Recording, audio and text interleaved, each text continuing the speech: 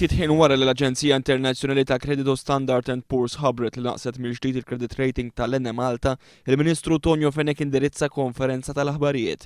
Minkejja li Standard & Poor's qalet li ħadet din id-deċiżjoni minħabba li l-Enne Malta naqset milli tipplementa pjan għal ristrutturar ta' dejn sa tmiem is-sena li għaddiet, Tonio Fenech attribwixxa din is-sitwazzjoni għal prezz internazzjonali taż-żejt.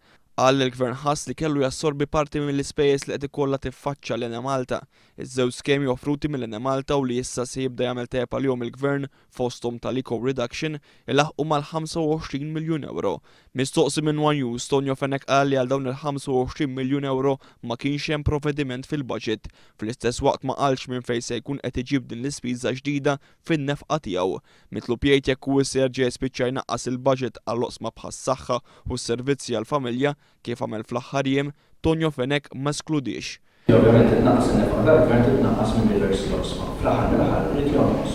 Choices have to be made. Fl-istess waqt iġġustifika l-mod kif il-Gvern qed inaqqas l-40 miljun euro mill-ispiża tiegħu, inkluż it-tnaqqis ta' 8 miljun euro u nofs fil-qasam tas-saħħa u l-1,400,000 euro mis-servizzi bris il-familji. Però fl-aħħar mill-aħħar, meta tkun Ministru tal-Finanzi, Ministru tal-Ekonomija, Gvern tittieħu u tagħmel għażliet. Tonio Fenech qal li fil-jiem li ġejjin il-korporazzjoni se tkun qed tiddiskuti l-futur tal-ħaddiema bħala parti mill-pjan ta' ristrutturar, l-istess kif ġara fl-Air Malta u fit-Tarzna. Fenech qal li fl-Enne Malta hemm ħaddiema żejda li jridu jitnaqsu.